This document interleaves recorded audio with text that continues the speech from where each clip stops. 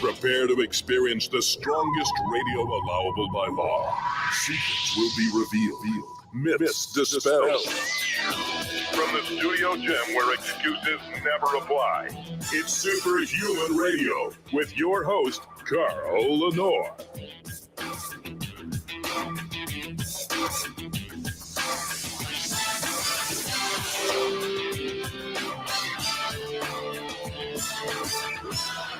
Hey, welcome back to another episode of Superhuman Radio. It's been an actual week since I've been on the air. We've been rerunning some older shows, focused on other tasks here. I'm getting very close to launching Gunleash. Many of you know my side project that I've been working on.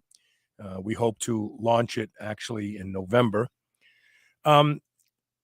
Also, both Natalie and Elisa said I look too red. And I tried adjusting my camera, but Elisa was looking at me at the house this morning, so there was no camera there. I have to confess, between being on my motorcycle all the time and regular use of intranasal melanotan 2, I am as dark as I ever am, but for some reason, it just looks like I'm red in the camera, so you're going to have to put up with that. We have a really good show today. As many of you know, I was at the Gateway to Freedom event in St. Louis where Dr. Peter Malone and Peter McCullough and Dr. Malone and so many brilliant people were lecturing about what we learned from this pandemic. Here's the interesting thing, by the way. I'm banned from Facebook for posting slides of peer-reviewed studies that I saw at the show on my Facebook page. And also posting a little snippet of Dr. Peter McCullough, where he really wasn't saying anything of consequence, but it was just his presence in that video that triggered Facebook. And I can say all this because I'm not on Facebook today because they banned me for 30 days. I got 17 more days to go. But here's the irony of all of it. The CDC website states all the things we suspected for the past 2 years. They have literally changed their position to agree with everything that McCullough is saying and Malone is saying. And so I don't understand how they can say I was giving medical misinformation by sharing those slides when they are everything that the CDC has now announced that they agree with. That if you had the virus and you got better, it confers the same protection and maybe even greater protection than the vaccine. All these things that we talked about for 2 years that we kept getting shut down, and I kept getting kicked off of YouTube. My videos were being taken off here, and the CDC now says that was true.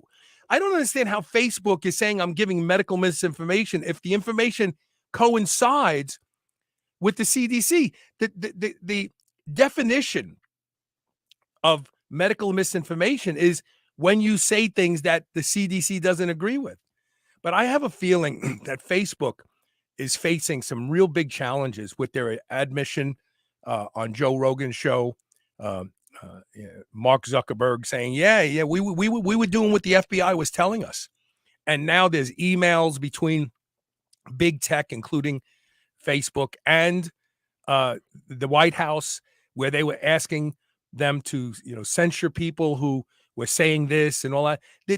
I really do hope that there is some form of punishment and because they deserve it. They do. Twitter does. All of them do. They really, really do. They have to get what's coming to them because they actually affected an election, and they affected millions of people's lives who went out and got that vaccine, and now they're not so happy. A lot of them aren't so happy. So with that being said, today's discussion is going to be about what you can do to protect and prevent this from happening in the future.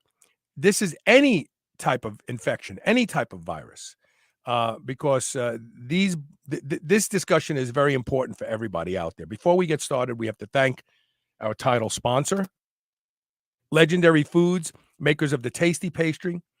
The Tasty Pastry was designed to be a Pop-Tart reimagined, less than 1 gram of sugar, 4 to 5 net carbs, 20 grams of high quality protein. But the best thing about them is they taste amazing. Your children will want them. You can't get your kids to eat a protein bar just because it's good for them, but they will fight you for every last Tasty Pastry. Go to shrnetwork.biz/legendary and use the code SHR10 to save 10% off and let them know that you learned about them here on Superhuman Radio. And now my guest, Dr. Chris Chlebowsk, right? Am I pronouncing? I didn't even ask you how to pronounce your name. Chlebowsk? Chlebowsk. The CH is silent. Okay, thank you. Okay. Thank you.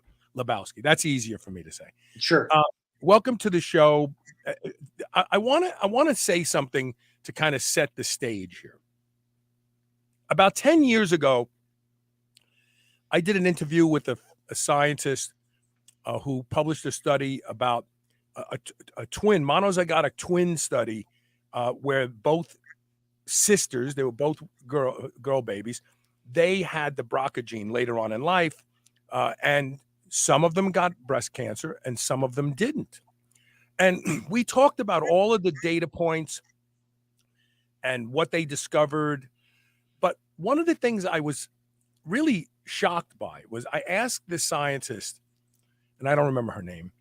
I asked her, did you study the twin that didn't get cancer?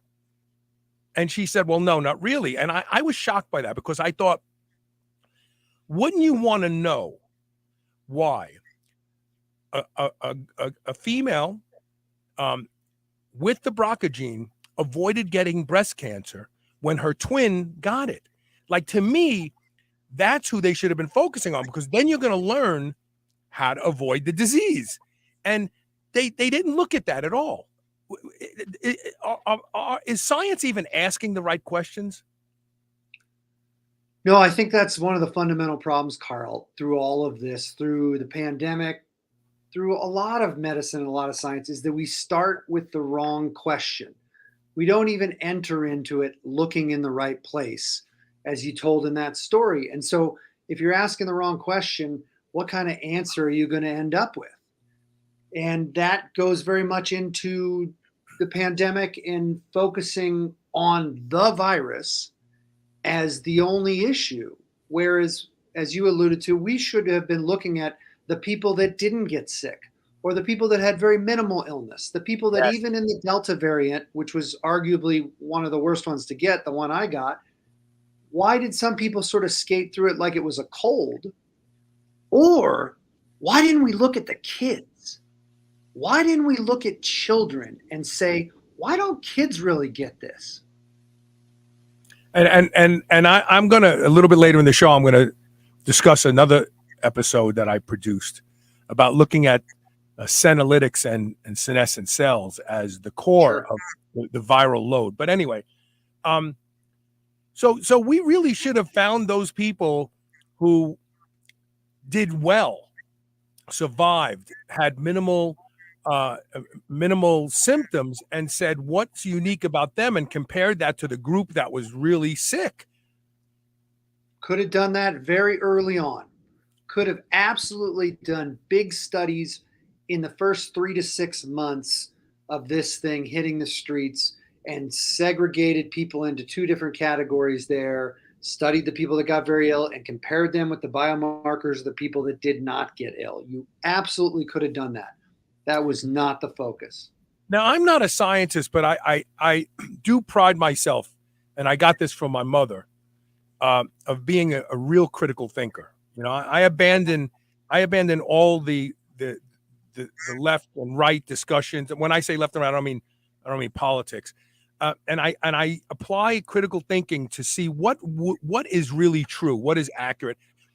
Are we saying that the brain trust of scientists today we have don't understand that? I don't know if it's so much that they don't understand it, is that science has been co-opted by finance. Mm-hmm. You know, that a lot of really bright people over the years have been funneled because of the desire for a greater financial opportunity. And at times that was in finance and Wall Street. You know, hey, this is a place to go and you can make big money here, and in business. And then at a time it was really science. It was, there's these big government dollars hanging out here, big private industry dollars, and if you want to go into science, you can make this money. Now the problem with that is that a lot of those were already bought out. And so if you weren't coming to the conclusions that the private industry or the governmental agencies wanted you to, then you lost your grants, you lost your funding. And, you know, people with deep ethics and fundamental belief in what is true and right left those industries, but plenty of people didn't. They stuck around. You see it in medicine too. It's, you know, people always say this, a lot of really bright, caring people go into medicine, and that is true. But some of them go into it because it's financially advantageous to them, and they'll say and do whatever they need to do to continue to make that paycheck. So I don't think that science in and of itself is corrupted. I think the tying of finance to science is corrupted, just as it is in government. Same thing. You know, government in no way should have any financial ties to it. But that's not the way we do it. I modified. I made a statement once on this show years ago. I can't even. I said that industry and government is like conjoined twins that share a heart. In order to separate them, one of them has to die, and neither of them want to die. So I would extend that same opinion to science today, and it's clear. It's clear. We see so much science that is phony and trumped up and made up, and lives are lost, and no one goes to jail, and then the machine just keeps turning. Talk about yourself. So I want to put this book up while I'm asking you this. What made you write this book, The Virus and the Host? Well, you literally delineated that we're dealing with two entities here, not just the virus. Correct. It goes back to that fundamental point of, are we asking the right question? And so December 2019, I start to hear about this virus out of China, and I start reading about it. I start watching videos, and to be honest, Carl, I was freaked out. I thought, this is the big one. Here it comes. I'd been sort of planning for pandemics my whole career, having been through H1N1 and watched SARS and MERS, and out of my lineage and training, you know, pandemics are something that I've always paid attention to. And so when this one came, I went, this is it. So I started reading about the protocols that were working. We started ordering oxygen tanks every week. I was prepared for the biggest thing to ever hit my medical practice. Weeks went on, months went on. We started to treat COVID sick patients. We started to see the pathophysiology of the disease. I started to understand how people were doing with it, who was doing well, who wasn't, what was working, what wasn't working. Fast forward to May of 2020, when I'm sitting at this desk one day and I get a knock on the door from my office administrator. She looks very shaken, very pale, and she hands me a plain envelope. I open that envelope and I read that I am under investigation by the Federal Trade Commission for promoting that I have anything that could prevent or treat COVID-19. In that letter, it was stated that we had done some really simple YouTube videos talking about vitamin D, talking about zinc, talking about the stuff that everybody's talking about now. Right. Just the most basic things about coronaviruses. You know, the stack of literature that you can find on PubMed around this stuff is gargantuan. So we were doing very, very basic things. We weren't selling COVID cure. We weren't trying to funnel anyone to our clinic. We were trying to ameliorate some deep concerns and fears of our patients and people on the West Coast that follow what we have to say. Well, a week later, we get another letter from the Department of Justice saying we're under investigation and I need to appear in a courtroom in Portland, Oregon in July. And they want me to substantiate my claims. So I go online as described. I pull up a stack of research articles this thick in under an hour. It took me almost no time to substantiate the use of vitamin D, zinc, quercetin, melatonin, all the stuff that everybody knows about. I have to mention something. Just hold your thought right there. Vitamin D has been successfully used to halt the replication of HIV. Nobody talks about that. Everybody thinks, AZT is the only thing that'll stop you from. No, high doses of vitamin D. In fact, it's been tied right to 25-OHD that it suppresses the replication of almost all retroviruses, quite frankly. Do we have the same people promoting AZT as we have promoting the current? No, yeah, exactly. We have the same guy, and ironically, monkeypox comes out under his watch. What I really thought that was really an oddity. You know what I mean? Like he didn't get it done what he wanted to get done the first go around. So anyway, but it's a strange one. That's my conspiratorial brain, my lizard brain. But sure. Anyway, yeah. Well, when you're paying attention, you start to see patterns in things, right? If you just take what the media is telling you and you just believe everything they say, you're not required to look for these patterns. So that's what you and I do. So we get this letter from the Department of Justice saying we're to appear in court. And at that point, I hired an attorney. I had many conversations with her. She went back and forth with the Department of Justice. And after about a month, she came to me and she said, Chris, they don't actually want you to come to Portland. They don't want you to substantiate your claims. They just want you to shut up and go away. So they want you to sign this letter. Shut your practice down or just stop talking about COVID? Stop talking about COVID. Stop saying that we have anything that prevent or treat COVID. Now, if we look back now 2.5 years and we look at this, you can see that they did this to clinics all over the country. Oh, yeah. They did this to supplement manufacturers. They did this to suppliers in what appears to be a coordinated effort early on in this thing to shut down any alternative voices, to anyone that was providing anything besides the agenda that was coming down the pike. So it was at that point that really my perspective on everything changed. I'm just a doc treating people, dealing with COVID in the context of a regular medical practice. And then you get this thing to happen to you, and it woke me up pretty quick. It showed me that this whole thing was no longer just about a virus. So that was the point where I felt I needed to put pen to paper and start to talk about my experience, because I could see that suppression of information was beginning in this thing.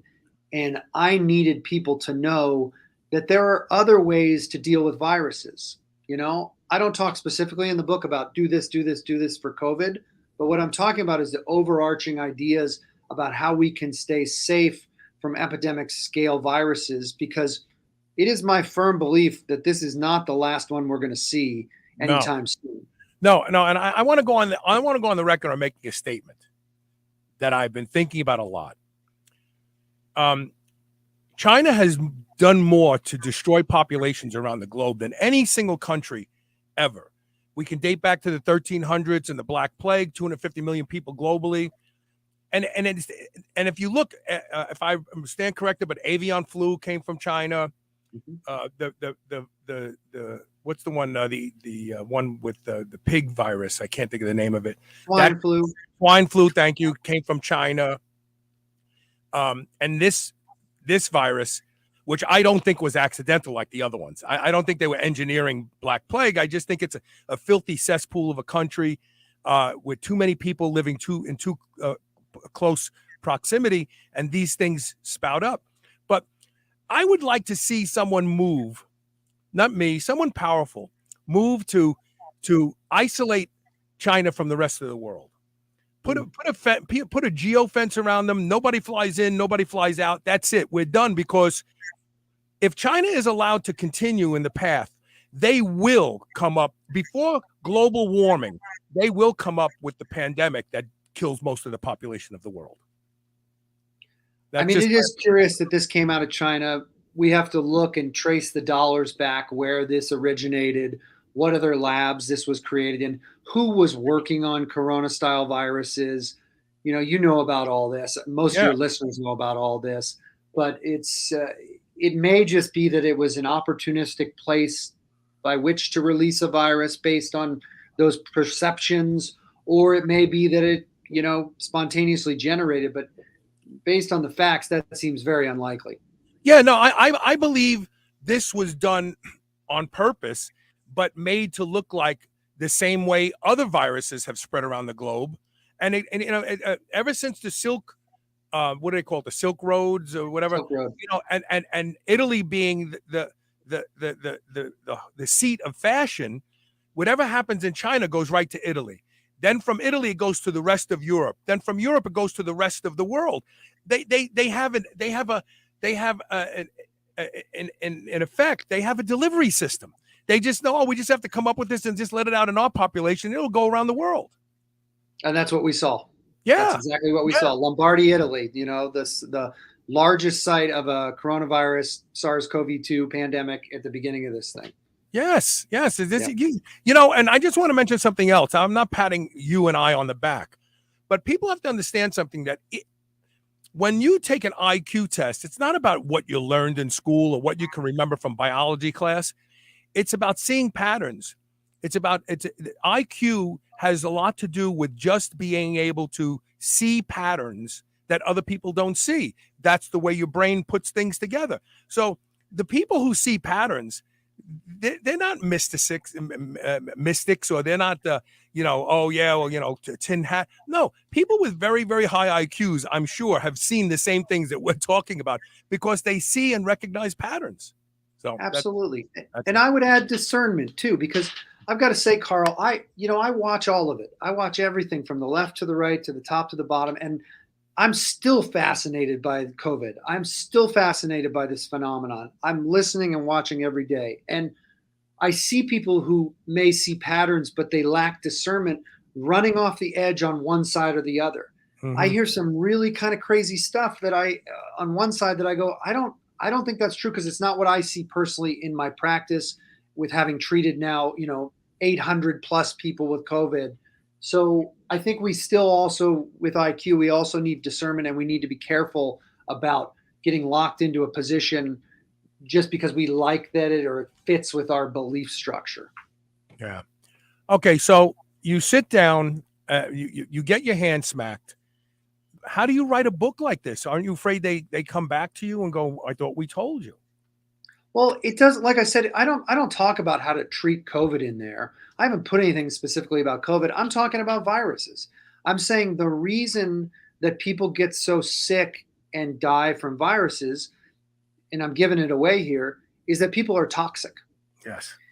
Because what I noticed over the last 15 years of practicing medicine is that you see people all of the time who one of them has a virus and gets very sick, and the other person doesn't. I have countless couples in my practice who have been married for 20, 30 years. One of them has type 2 herpes, genital herpes. Mm-hmm. They make love, they live together, they sleep together. The other person never gets herpes. Fascinating. That's fascinating. How is that possible? Yes. I live in a house with a wife and 2 children. Never once have all 4 of us gotten sick with the same virus. Never once. They're little kids. They go to school. So when you see these patterns over and over and over again, viruses have always been something that I think we don't really truly understand. And I'm not running to the edge like some other people who claim viruses don't exist. Yeah, no. Yeah, at a minimum, you have to have some explanation for this. There's a phenomenon happening. So why make a claim that can't really be substantiated? But the reality is the way we've been looking at viruses and the way people get infected with viruses, I think it's incorrect, and at least at a minimum incomplete. And so what I noted over the years is those patterns I saw in patients who got sick and who didn't, and what their lab work looked like, and their levels of toxicity. And I began to see a pattern that the more toxic you are, and perhaps with particular toxins, the more likely you are to susceptibility from very severe illness or death with particular viruses. So my solution moving forward for people is to detoxify, make sure you are clear of all of the nasty things we're all full of, so you are not susceptible the next time a pandemic style virus comes along. And really what you're saying is fix your repair your home, repair your tomb. What do they call a temple? Your body. Fix your temple. You've been letting it run down for 30 years, and you can and you know, deferred maintenance. Yeah, and you know what's really funny? Randy Roach, good friend of mine, who wrote 3 books, Muscle, Smoke, and Mirrors, the origins of physical culture and its contribution to nutrition. Because really the first people who fooled around with nutrition were the Greco-Romans, who wanted to build muscle. They found that if you do this, you do that.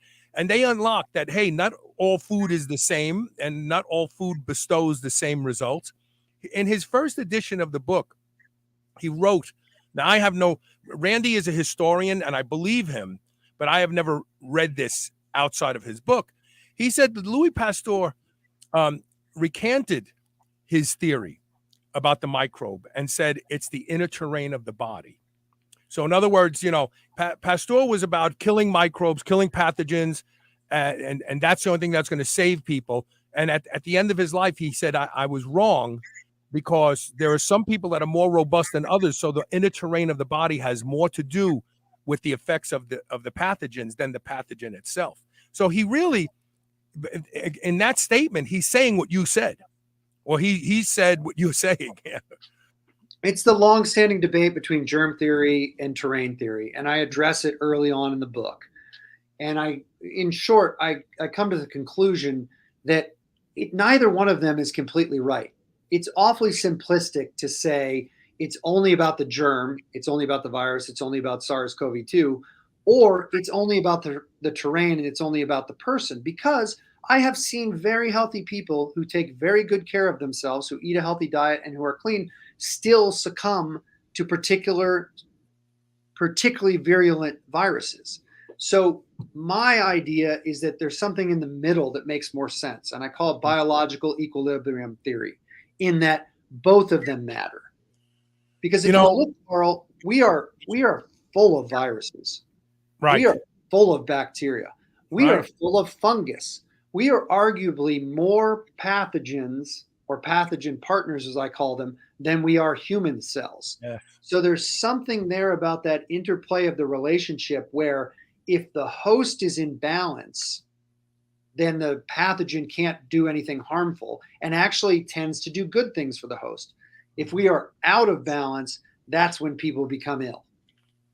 Do you think that these bad bugs and fungi are hermetic in nature? I think that I think there's a lot of evidence to state that there's a lot of things that we have a symbiotic relationship with. You know, at the simplest sense, you look at lactobacilli or bifidobacterium, you know, these bacteria in our gut that perform all sorts of functions for us. And everybody sort of knows about that now. They know if they take an antibiotic, go take a probiotic. Really simplistic. What we're just beginning to understand is the role of fungus, in that fungus actually performs a lot of useful roles in our body. Even Candida. Many people don't know this, but Candida mobilizes heavy metals. Well, and also children who have asthma tend to have non-existent levels of Candida. So Candida can't be all bad. Precisely. And you know how much viral DNA and RNA we have in our cells? It's a giant amount. Yeah. Pounds it's called the mitochondria. Yeah. Yeah. Pounds and pounds of it. Yeah. Well, I believe that, you know, there's a lot of them that when we're in a good state of health, they actually help us. They do a lot for us. And then I also believe we have some super bugs, whether these are man-made or they have evolved, that we are more susceptible to and more on the edge if we're too toxic and we're not taking care of ourselves. So I really think it's a pendulum and a teeter-totter, and we need to walk the middle path of good health. And then you don't have much to worry about. You know, Elisa and I went on the QE2, I think it was, and we caught it out of Toronto, and this was the end of October. It was her birthday. We went to this cruise up the East Coast and back to New York, and we were on a hop on hop off bus tour. And I sat down next to an elderly woman, and she had a dry hacking cough, and she was covering her mouth, and it was like a blowback. It was hitting me in the face. And I said to Elisa, we have to get off this bus. This lady is literally coughing. I can feel the atomized saliva hitting me in the face. And so we got off and didn't think anything else of it. By the time of the end of the trip, I started getting sick. And now you got to remember, we were on a cruise. So what were we doing? We were literally shitting on ourselves for a week, drinking booze all the time, eating crap food, garbage food. And we got it to New York, and I started running a fever, and I couldn't go to sleep. I had this dry hacking cough. By the time we got back to Louisville, I was sick.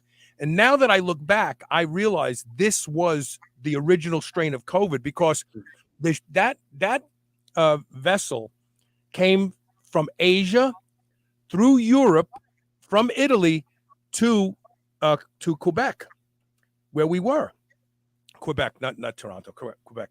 And so we you sit with the same people all the time, and it had the virus on the ship already, and I got it. This was the sickest I've ever been. I just thought I had bad case of pneumonia. Somebody a buddy of mine prescribed a Chlebowsk and something else, a dual antibiotic. It did nothing for me. I wish he would have gave me a Z-Pack, because that probably would have helped. Yeah.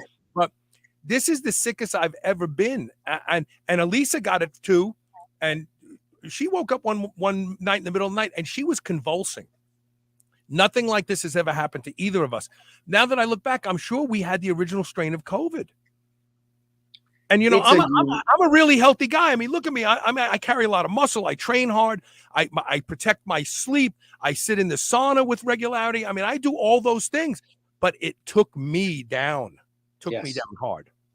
It's an unusual one. I can't say I've ever seen one quite like it in my practice.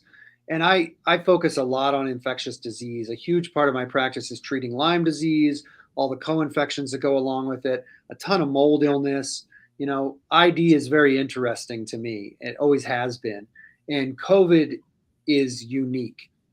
It, in some ways, add credence to the argument that this thing might have been manipulated in a lab, because it doesn't act in the same way that a lot of viruses do. And healthy people, though you survived, and most healthy people survive if they follow some basic things, I really only see very sick people perishing from this. That there's something unusual here. There's something that was done to that thing that made it more infective and more deadly than what typically happens with a coronavirus. Okay, we're going to take a break. I want to just put the book up for people so they know. The book is called The Virus and the Host. And this isn't just about COVID. This is about any virus ever that you could come in contact with, including the seasonal flu. It's available at Amazon, bookstore.org, Chelsea Green, Barnes and Noble.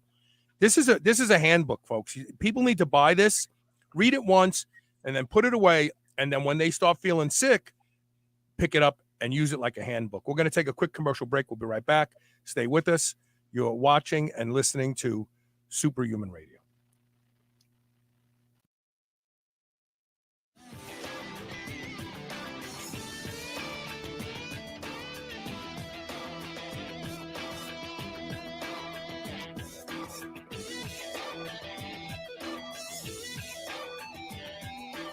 GHKCU is one of the most effective peptides for rebuilding more youthful skin, reversing skin damage, diminishing wrinkles, and tightening loose skin. I personally use Restoracell with GHKCU every day. It's making an undeniable difference in the quality of my skin. Restoracell is fantastic for all types of skin. Now you can order Restoracell and save 25% when you use the code SHR25. That's SHR25. While you may be diligent in your workouts and your diet, don't neglect what people see first and foremost, and that's your skin. Go to shrnetwork.biz/blue and use code SHR25 today. P3OM from Bioptimizers is a patented prebiotic and probiotic supplement with Lactobacillus plantarum OM. It has now been upgraded to P3OM 2.0 with the addition of a superfood formulation that makes it 2 times stronger, as well as optimizes L-plantarum's strength. So it's more powerful than ever, which means that not only will it help you completely digest all animal proteins, it also reduces cortisol, causes deep relaxation and better sleep, and reduces stress. Go to shrnetwork.biz/P3-OM today and use the code SHR10 to save 10% off. There are lots of concerns about food supply today. That's why you need White Oak Pastures. White Oak Pastures will deliver food right to your doorstep. You don't even have to go out and be disappointed by shopping in grocery stores. The finest beef, pork, lamb, duck, and more can be found at White Oak Pastures. And now they even have seafood. And best of all, White Oak Pastures has a negative carbon footprint, which means that you don't have to feel guilty for eating your ribeye. Go to shrnetwork.biz/white oak and use the code SUPERHUMAN to save 15% off. Remember those rectangular toaster pastries you used to love when you were a kid? Well, Legendary Foods has just made them better. The new cake-style tasty pastry is like nothing you've ever had before. With 20 grams of high-quality protein and less than 1 gram of sugar, you'll feel like you're cheating, but you're not. Go to shrnetwork.biz/legendary and use the code SHR10 to save 10% off your purchase of tasty pastries. Now available in cookies and cream, red velvet cake, birthday cake, blueberry, strawberry, brown sugar cinnamon, and hot fudge sundae. Go to shrnetwork.biz/legendary and use code SHR10 today. Move over, superheroes. This is the Superhuman Channel.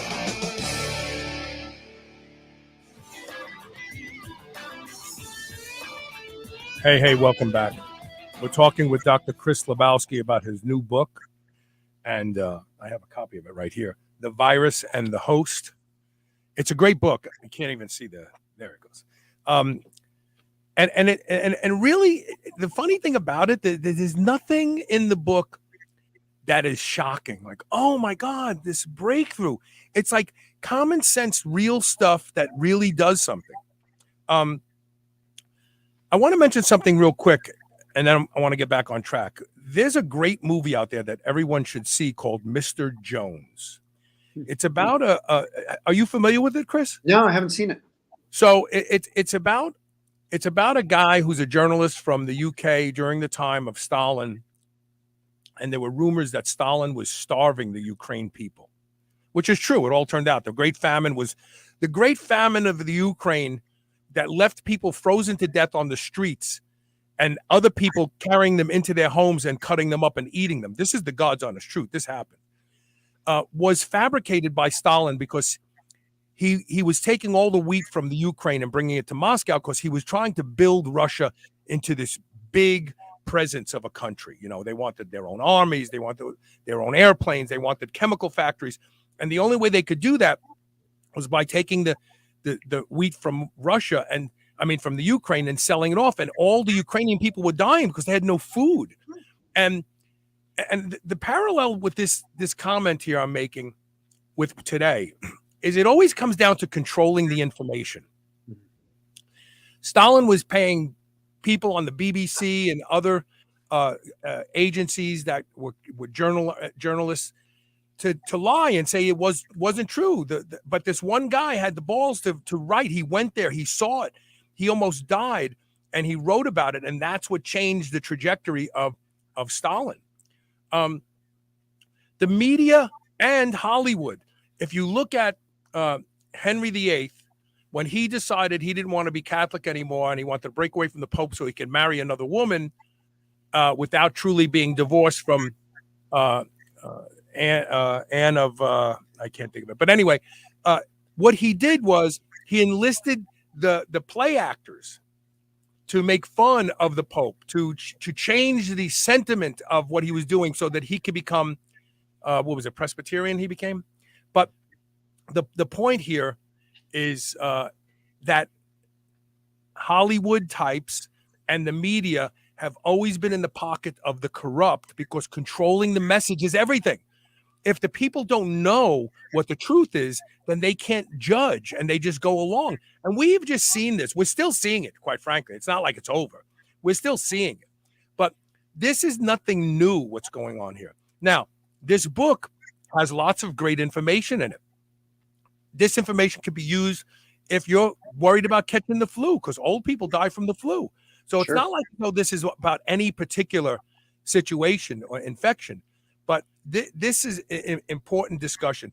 Talk about the toxins for a second. Let's talk about toxins and detoxification a little bit. Sure. What are the toxins that seem to be the most nefarious? Yeah. Well, like I said earlier, what I see all the time is that the people that get the most sick with any infection are always the people that are the most toxic. And so we run a lot of toxicity panels in my office. I find heavy metals in every single patient I check in varying degrees. Lead, mercury, arsenic, aluminum, they show up, cadmium, cesium, they show up in varying degrees, thallium. So that's a big one. And those are immune system dysregulators. They're carcinogenic. They damage your kidneys, your liver, your nervous system. They're cardiotoxic. So heavy metals are very high on the list. Everybody's full of plastic at this point too. Most listeners understand now that we are seeing microplastics in every water source of the planet. Interestingly, microplastics create cytokines in the body. And people heard about the cytokine storm that happened in COVID. A lot of that was due to microplastic toxicity and the upregulation of all these inflammatory compounds that your body makes in order to resolve something. And so if we weren't so sick with plastic, people wouldn't have gotten so sick with COVID. Yeah, because the foot's on the gas pedal already with the plastic. So your cytokines are there. Now you're just taking them up a couple notches. That's all. Yeah. How many people are inflamed every day? They take Advil, they take Tylenol to deal with the pain. That's really just inflammation from these toxins. So that's one of my basic premises is get these things out. Mold's another one. Mold is absolutely under-recognized, under-treated, and completely misunderstood. So I spent a good section talking about mold illness because I find mold illness in most of my chronic disease patients. People don't understand how they got it. They don't understand how they can still be sick with it. And so I really, in the second half of the book, it's about recognizing these things and understanding simple ways to remove them, to remove your susceptibility, because that information disc campaign is not going away. We know that. And if people don't already have something in their hands that, I think you've got to plan for the future here. You need to start to do this work now, not pick the book up when you have a cold. Yeah, pick the book up now, go through it, implement the practices. I talk about the specific nutrients you need. I talk about some good, easy herbs to either obtain or grow, some very basic things you can do for detoxification at home so you're not susceptible. So you get this junk out of you before the next thing hits. Can you remove the microplastics? Yeah, you can remove microplastics. Absolutely. Okay. Yep. And you tell how in the book, right? You discussed. Yep. Yeah, okay. Absolutely. So there's a phenomenon, Chris, that's sweeping our country, and it's peripheral neuropathy. It was first blamed on glycation and diabetes, but now, like, I have never had high blood sugar. I literally in the morning, my blood sugar is like 67, and I train fasted, but I have developed I feel like it's hyperalgesia, not numbness. In the hands and below the knees. And I feel like I have a pinpoint on what it is. I think it's vascular in nature. It's kind of like when you're a kid and you sit on your leg on the sofa watching a movie for 2 hours and you get up and it's numb. And then, but there's varying degrees of sensation that feel like pain. And then they feel like tingling. And then your foot comes back to normal. I feel like what we're calling neuropathy today isn't necessarily demyelination, but in fact, hyperalgesia, because the nerves are being excited by something. And I really believe that it's vascular in nature. With that being said, and that's why whatever is doing it is responding to gravity. That's why it's in our hands and our lower legs, because gravity pulls stuff down there, and the vasculature is very narrow and curving, and it kind of just like pools. So do you think that fungi I'm talking about, and mold, could be at the root of this vascular phenomenon that leads to this idiopathic neuropathy? Only absolutely. Seriously? Yeah, and you brought up some really great points, Carl, that I really appreciate. One is the term neuropathy, because I get patients every day that sit across from me. The doctor said I have neuropathy, and what they actually have is a hyperesthesia. So neuropathy implies loss of function. These people, you can run, you can get on the treadmill, you can do squats, you can do all that stuff. You have no loss of function. You Right. have abnormal sensation, or actually a hypersensation, things that shouldn't be there already. So absolutely. Is the vascular tree and circulation implicated? Absolutely. And I spend a good chunk of the book talking about circulation, because if you don't have good circulation, you're going down the road to the most common disease patterns on the planet. You're going towards cardiovascular disease. You're going towards cancer, which comes as a surprise to people, and you're heading for chronic neurological disorders. And so what does mold do? If we talk about mold as a possible etiology of, let's just use your hyperesthesia. So molds are opportunistic, and they have developed ways of fighting off other molds. They use things called mycotoxins. Mm-hmm. And we can test these mycotoxins in a patient's urine. We do it every day. And you have varying degrees of levels of mycotoxins. These mycotoxins damage the cardiovascular system, the vasculature. They also accumulate in the lymph. So if people don't know what the lymph is sort of like the secondary garbage system of the body. Mm-hmm. And that, when there's congestion in the lymph, it will press on the vessels, the circulation, and make it feel like it's vascular in nature. They're also irritative. So they release compounds that upregulate histamine and cytokines. And so they can cause irritation in the vasculature also, which can feel like abnormal sensation, pinpricking, pain, Worms in your legs, that restless leg syndrome. Yep. Yeah. So mold is, when I hear someone describe something like that, that's one of the first things I check for. And I talk about in the book the tests that you do to look for mycotoxins in your urine that you can ask your doctor to order.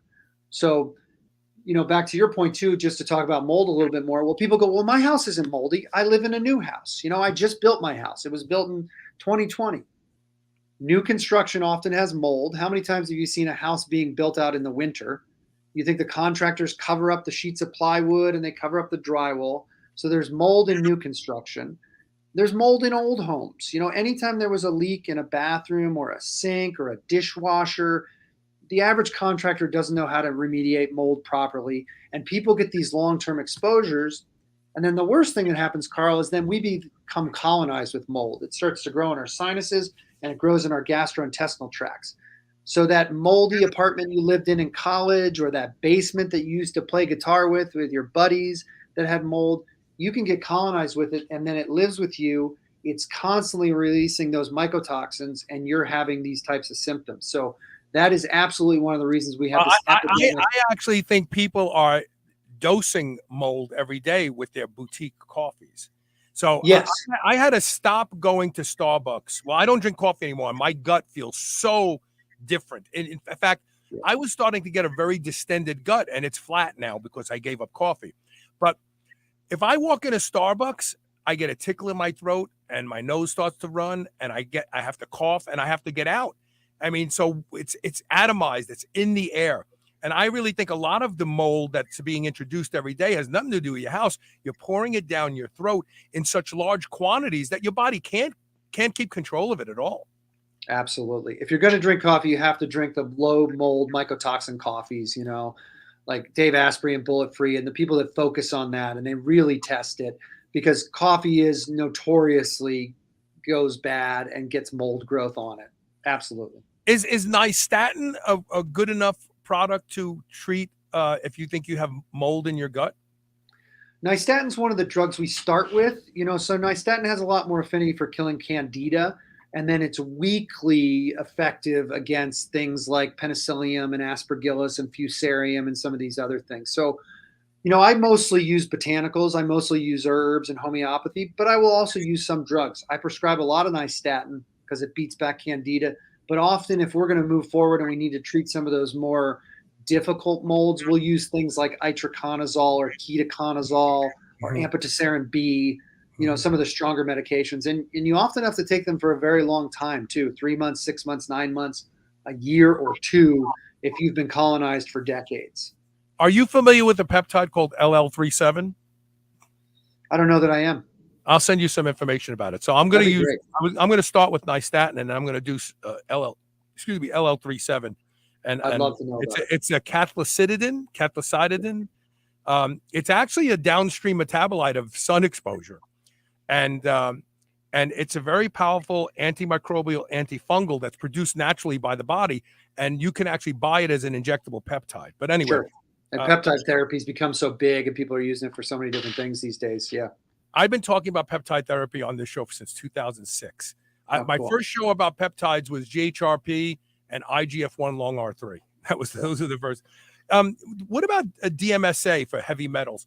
Do you think that it's adequate for somebody to use DMSA to literally get it out, drink a lot of water, take DMSA, pee, and keep doing that?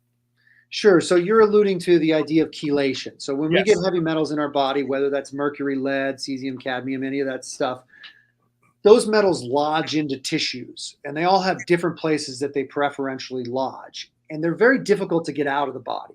The body sequesters them and puts them into places to protect you. It doesn't like the oxidative stress that results from metals banging around. So we need particular chelating agents to pull those metals out. And each metal has different chelating agents that doctors and physicians and scientists have discovered over the decades that are more or less effective to grab those particular metals. One of the ones that is routinely used is DMSA. DMSA is a sulfurated compound that sort of has a broad action against a lot of different metals. It'll grab mercury, it'll grab lead, it'll kind of grab all of them. So I often recommend DMSA. We use it as a provocative agent before we do a metal test. We give someone a body weight dose of DMSA, and then we collect their urine for 6 hours and see how much metal is dumped in the urine. But DMSA is also one that I'll have people take on an ongoing basis, and or if they know they're going to be exposed. Like, I love this seafood restaurant in the village. I'm going to go down. I'm going to eat some fish. Take a couple of capsules of DMSA, 200, 400 milligrams before that meal to grab the metals that we know are showing up in our fish supply these days. So it's a good broad acting one. It has affinity for a lot of metals. We need to be careful about chelation. We need to do it smartly, wisely, but it's absolutely one of the ones we use. We're going to take one more break, and I've got a couple more questions. The book is called The Virus and the Host. It's available wherever finer books are sold, Amazon, bookstore.org, Chelsea Green, Barnes & Noble. It's a great book. It's a must-have. It's really a handbook. Everybody should have this book. In fact, I can't wait to go home and read the segment about mold, because I am absolutely convinced that I have a mold problem. I know it. I just know it. And I want to get rid of it as quickly as possible. Stay tuned. We'll be right back with more. Don't go away.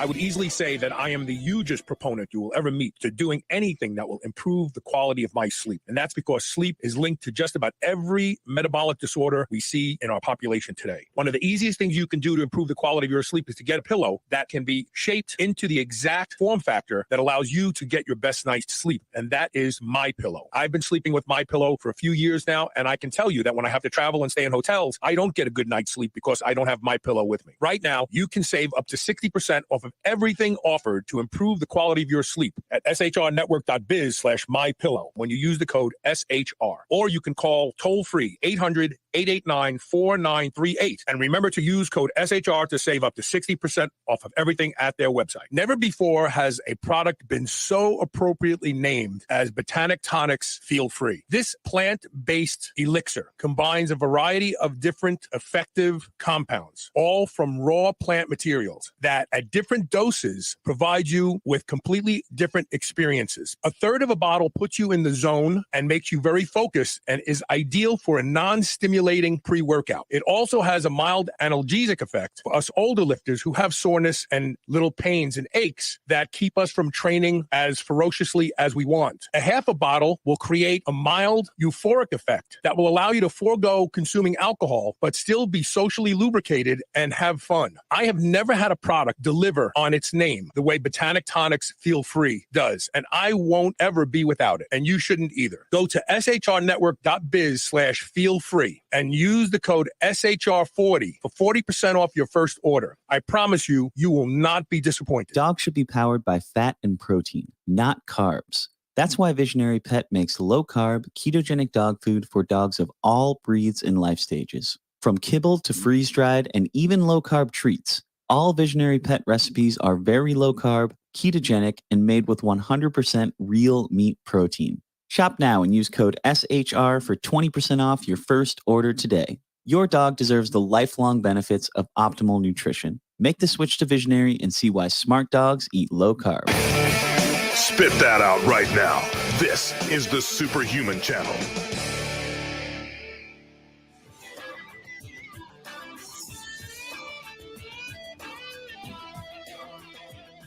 Welcome back. Welcome back. We're talking with Dr. Chris Chlebowsk about his book, The Virus and the Host. It's a fantastic book. It's a must read, and it's a must read again and again, quite frankly. Okay.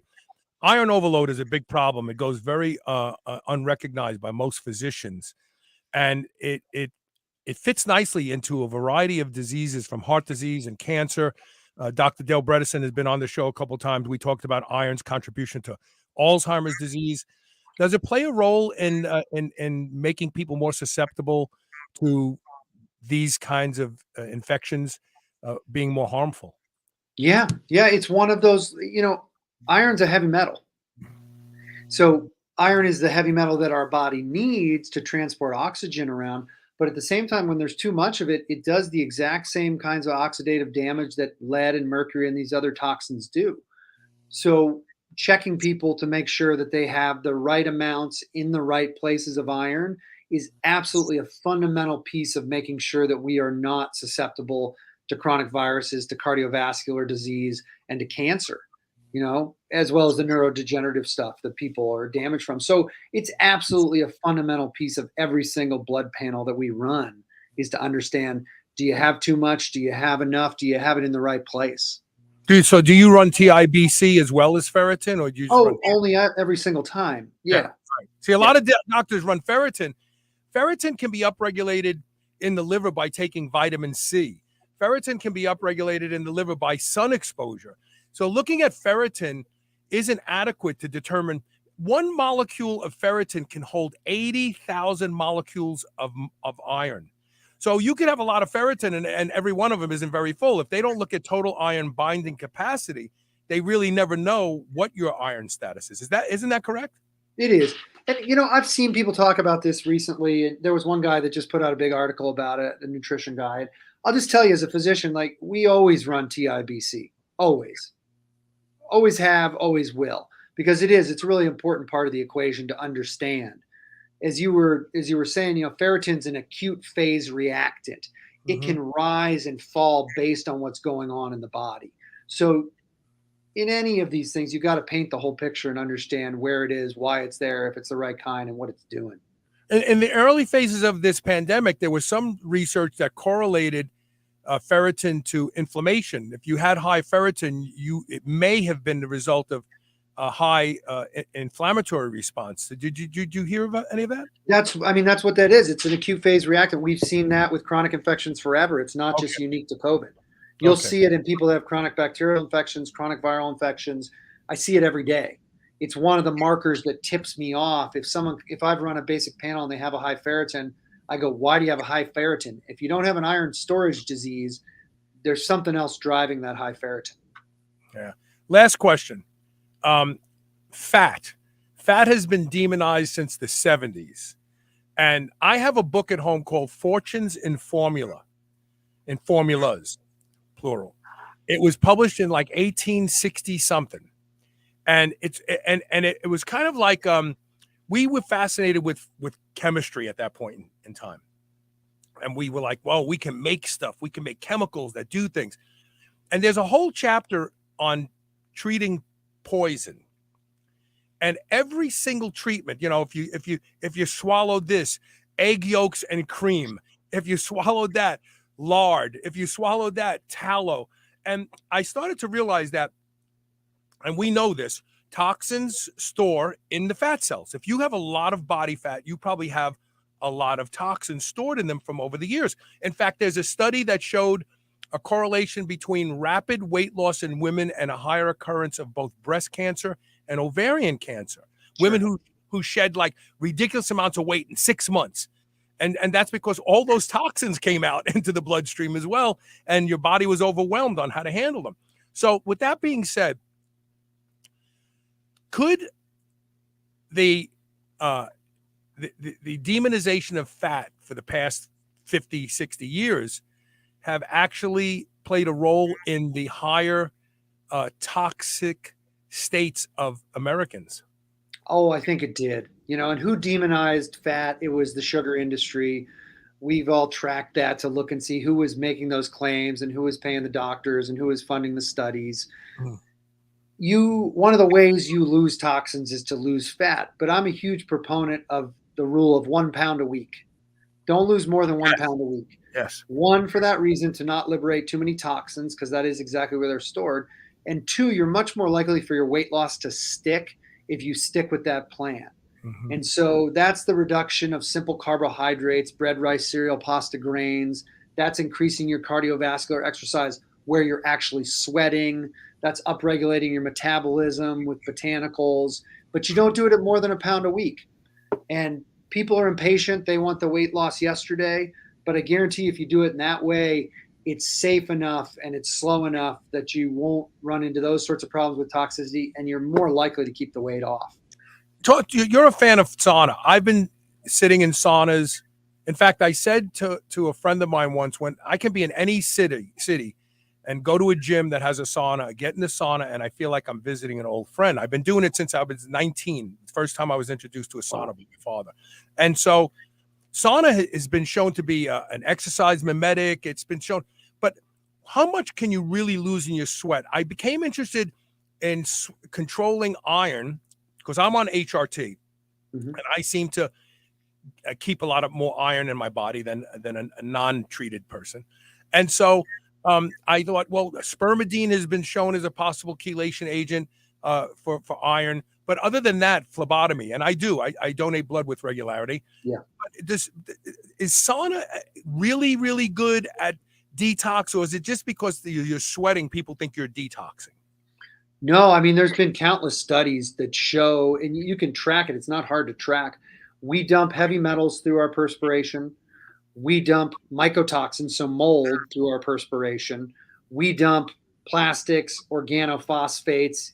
It all comes out in sweating. And so it's one of the things that I almost always use in patients because, one, it's a passive therapy, right? If you have a sauna or you have access to a sauna, all you got to do is go sit in it. And after a time of giving people oral supplementation or having them do things, it's nice to add something to the treatment plan that is passive, something they don't actually have to do anything. Mm-hmm. And it's something you can do just about every day. If you don't have any serious contraindication to being in the sauna, you can literally go 20, 30 minutes a day and slowly detoxify all of those compounds. It's fundamental in the treatment of mold illness. I'm sorry. I was going to say I have both an infrared sauna at home, but I love the convection sauna. I love the old-fashioned hot lava sauna. They get to 180 degrees. Is 135 degrees adequate? That's my home sauna only gets to 135 degrees. Yeah, I have both of those too, and I use both of them.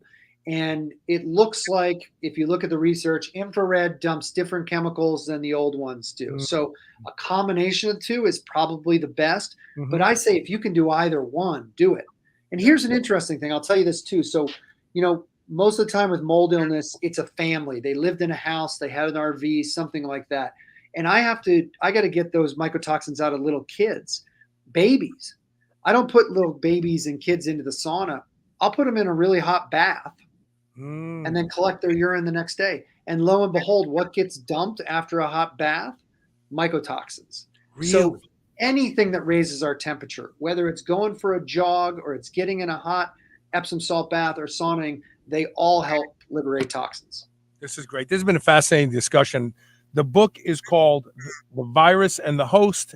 It's available where finer books are sold. Grab it, read it. If you just learned 2 things from the book, it was a worthwhile investment. You should do it. Everybody should do it. Dr. Chlebowsk, thanks for being on the show today. Oh, thanks so much for having me, Carl. It's been a blast. Take care. And we'll see everybody tomorrow with more Superhuman Radio. So tune in then. Don't forget, share the show. You never know who you're going to help when you share the show. See you tomorrow.